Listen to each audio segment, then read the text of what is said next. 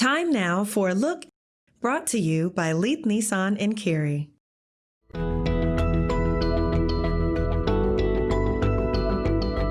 It's 3 o'clock. Take some time to help your community. Learn more at hendrickcares.com. Now on Spectrum News 1, concerning cases here, North Carolina continues to see its coronavirus cases grow. The numbers plus the concerns being raised by several new studies. The coronavirus is impacting our economy in many ways out there, all the way down to the penny. How businesses are dealing with a coin shortage. And Spectrum News 1 highlighting voices calling for change, what one North Carolina sheriff wants to see for the future of the Tar Heel State.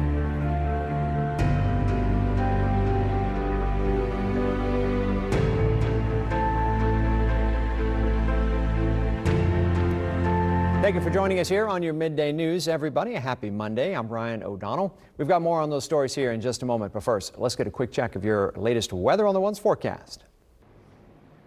It may be dry in your area now, but that could change later on this afternoon and evening. We're watching showers and storms over South Carolina now beginning to move north here into North Carolina, and that's the reason why we have an isolated rain chance for today. Until then, I know the temperature, the humidity, that's really what has your attention today. Another hot one, but it's seasonable. And remember, it's July, so it should be hot for this time of year. Upper 80s, low 90s, so we're right near normal for today. But of course, that doesn't make it feel any cooler outside, so drink plenty of your water, stay hydrated today. And remember, when thunder roars get indoors, we could deal with a few thunderstorms before the day is done.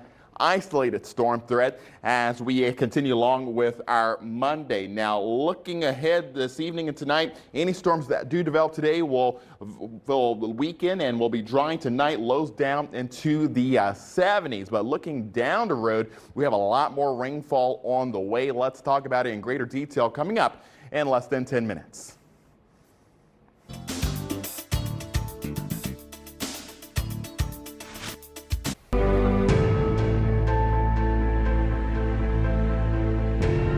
North Carolina's coronavirus cases continue to rise. The state's Department of Health and Human Services confirming thousands of new cases over the holiday weekend. Now, the state's total now sitting at more than 74,000, adding more than 1,500 cases in the last 24 hours. The virus's death toll now sitting at nearly 1,400.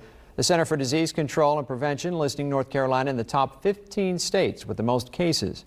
With cases rising rapidly across the country, health officials are again urging Americans to take the proper precautions against the virus. Way out of this, Dana, the way out of this for all Americans is to follow the CDC and the White House Task Force guidelines. Social distance, wear a mask if you find yourself in a situation where you can't social distance, good hand hygiene, all the things that I would tell my patients. And if you're near someone who's vulnerable and you think you've been exposed, please take care and avoid exposing that person who's vulnerable. The CDC is estimating 35% of cases are asymptomatic, but warned that even without any symptoms, people can still spread it to other people. As cases rise, some health experts are wanting the World Health Organization to be more open about how the virus spreads through the air. A group of experts from around the world warning that even the tiny little droplets out there from your mouth or nose can actually linger in the air and penetrate into your lungs, meaning something as simple as talking or sneezing may be able to spread the virus. Health leaders have already said droplets can carry the virus and coat surfaces that can be picked up by fingers and then carried to your mouth, nose, or eyes, which in turn infects you. Again, they're saying remember to protect yourself by following the 3 W's. Wear a mask, facial covering, and make sure that there are at least 6 feet of distance between you and others to avoid close contact. They're also saying wash your hands or use hand sanitizer frequently.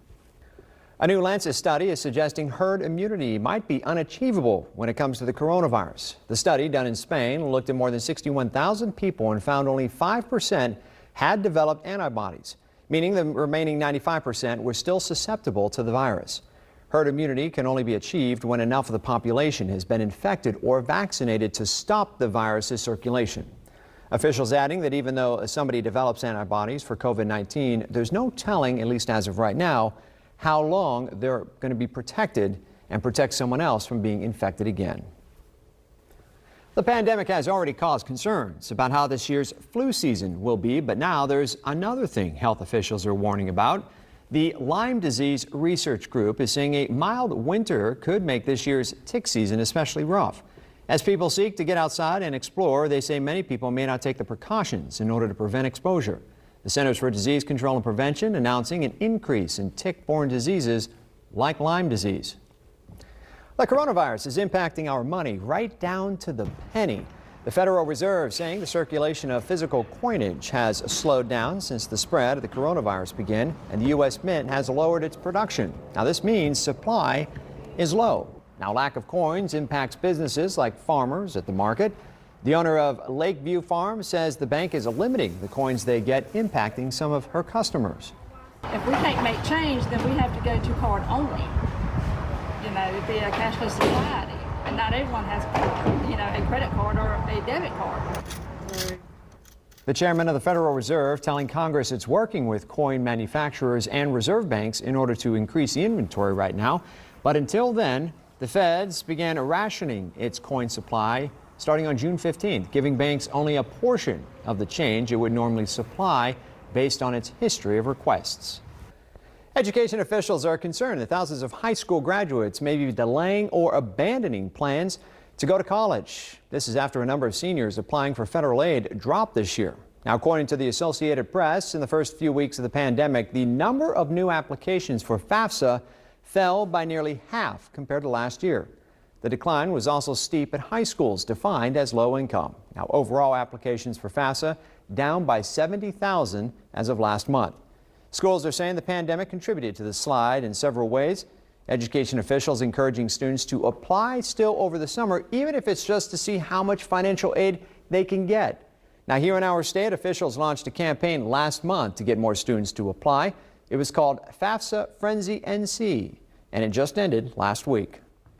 Spectrum News 1 is proud to debut our new segment, Voices for Change, where we hear from North Carolinians about their life, their struggles, and their hopes for a better future. Today, we're hearing from Forsyth County Sheriff Bobby Kimbrough.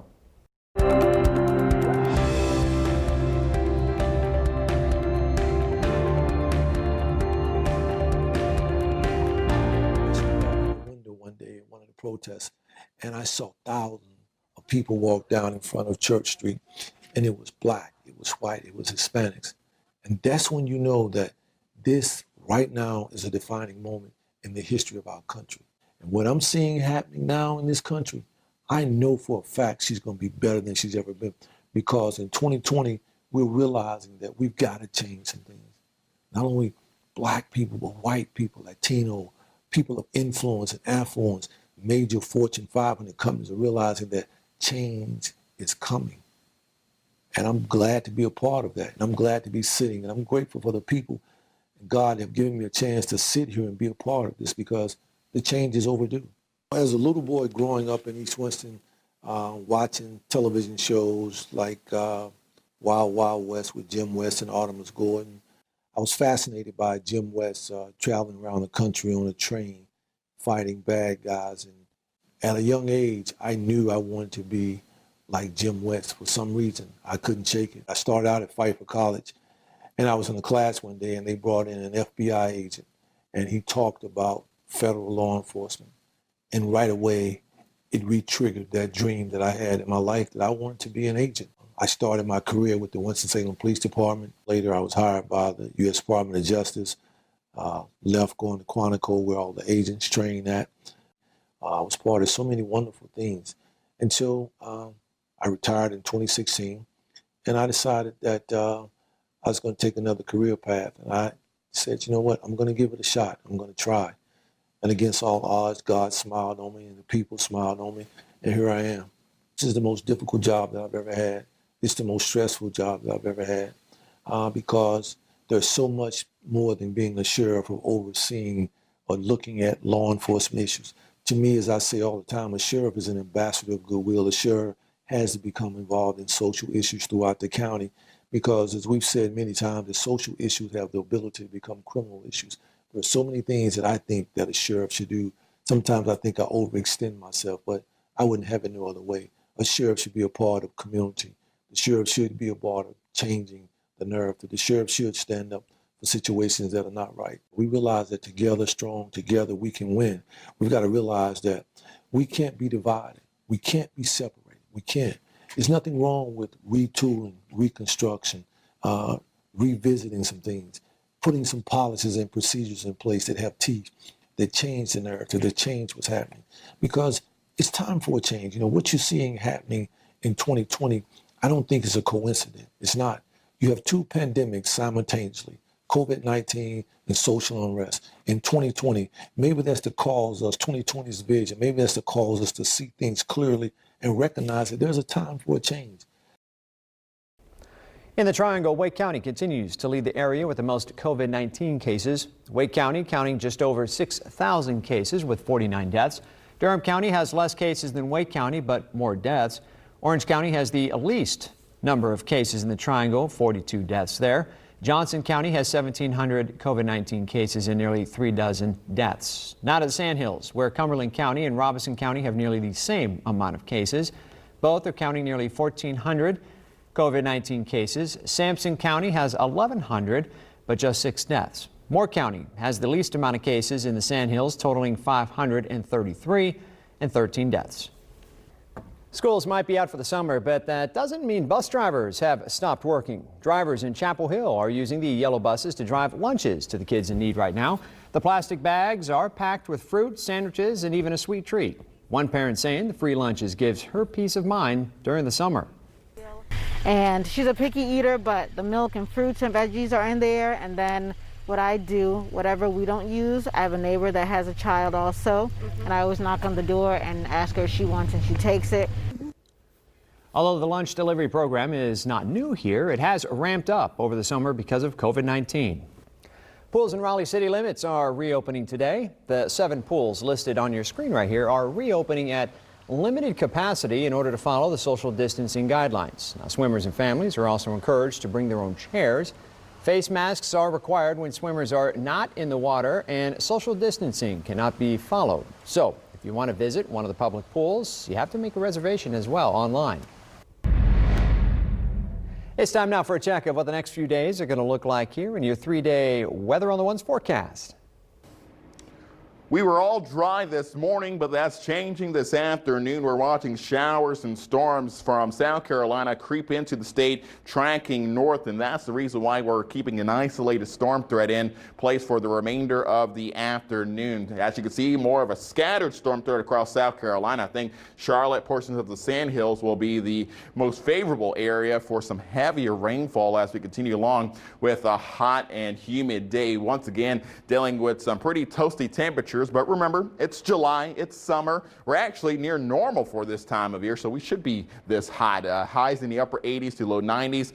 But I know with the humidity, it feels even hotter out there. Look at the heat index, your feel-like temperature in the mid 90s for many of you. In my hometown, Elizabeth City, feeling closer to the century mark. Heat index of 98 degrees. A hot day across the Carolinas once again.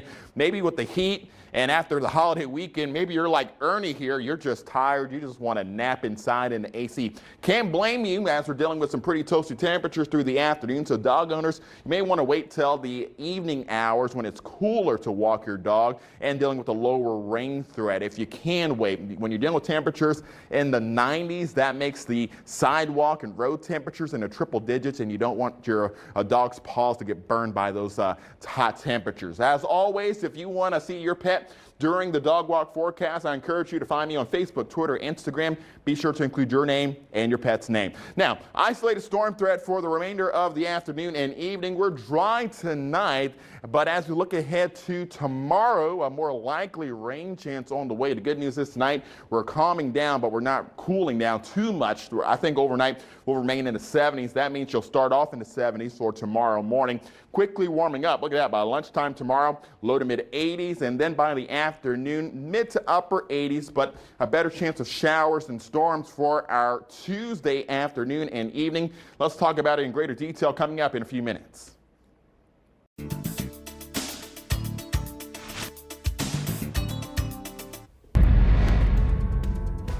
Coming up after the break, 2 major energy companies are giving up on the Atlantic Coast Pipeline. Why they say it's no longer worth pursuing.